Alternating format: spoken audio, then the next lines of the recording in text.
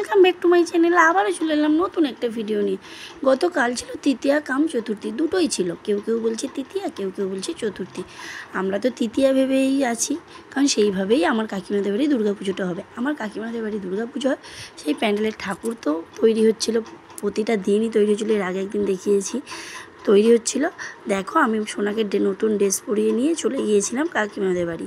কাকিমাদের বাড়ি পুজোর ঠাকুর দেখার পর একটু আমার বাড়ির কাছাকাছি রসপুঞ্জ আছে, সেইখানে সবচেয়ে বড় দুর্গা হয়। দেখো খুব খুব সুন্দর, প্রতি বছরই বড় দুর্গা হয়।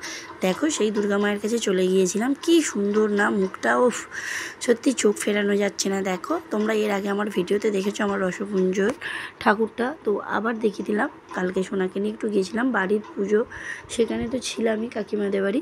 পঞ্চষষ্ঠীর দিন থেকে পুজো হবে বাড়িতে কাকিমাদের, সেখানে গিয়েছিলাম। সোনারা অন্যায় করছিল কেক খাবে বলে, তাই একটু কাকিমাদের বাড়িটা রসপুঞ্জতেই, তাই রসপুঞ্জর ঠাকুরটাও একটু দেখে এলাম। তোমরা সবাই কি ঠাকুর দেখতে বেরিয়ে গিয়েছো? তোমাদের সকলকে জানাই শুভ চতুর্থী।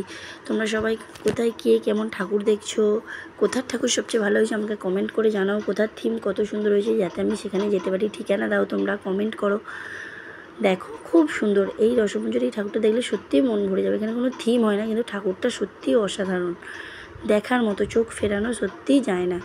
দেখো প্যান্ডেলটা কিন্তু আহামরি খুব একটা বড় হয় না, প্যান্ডেলটা এমনি কাপড় দিয়ে এমনি নর্মাল সাজানো হয়, কিন্তু ঠাকুরটা অসাধারণ অসাধারণ, চোখ নাক অসাধারণ। দেখো প্যান্ডেলটা দেখো, তোমাদেরকে একবার প্যান্ডেলটা দেখিয়ে দিচ্ছি। প্যান্ডেলটা খুব একটা বেটার নয়, প্যান্ডেলটা কাপড় বাঁশ দিয়ে যেরকম নর্মাল হয়, কোনো থিম নয়। দেখো এরপরে আমরা আবার চলে এসেছিলাম কাকিমাদের বাড়িতে, ঢুকে পড়েছিলাম। দেখো কাকিমাদের বাড়ি সোনা গনুর নাকে হাত দিচ্ছে, তারপরে ওই তোমার মহিষের দাঁতে হাত দিচ্ছে, এই সব করতেই ও ব্যস্ত হয়ে পড়েছে। আর জানো তো ও ওইখানে ঠাকুর দেখতে গেল রসপুঞ্জয়, কিন্তু তারপরে আবার বলছে আমি আমার কাকিমাদের বাড়ি যাবো বলে আবার কাকিমাদের বাড়ি চলে এলাম।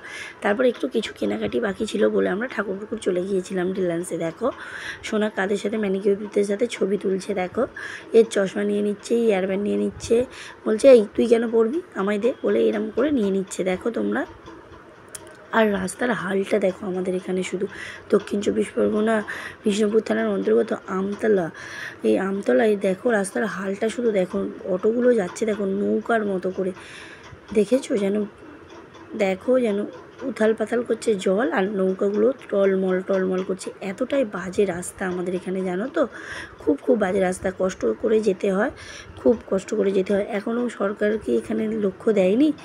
আর যতবারই করে দিয়েছে সরকার ততবারই ভেঙে যায়। কী ব্যাপারে রাস্তা কী জানে কেমন ধরনের। দেখো কত জল, শুনেছি তো এখানে একটা বাচ্চা পড়েও, টোটো থেকে না ভ্যান থেকে পড়ে বাচ্চা মারাও গিয়েছে শুনেছি। সত্যি আমি তো জানতাম না, আমি ওর মুখ থেকে শুনেছি, আর গিয়ে এবছর দেখলাম এরকম অবস্থা।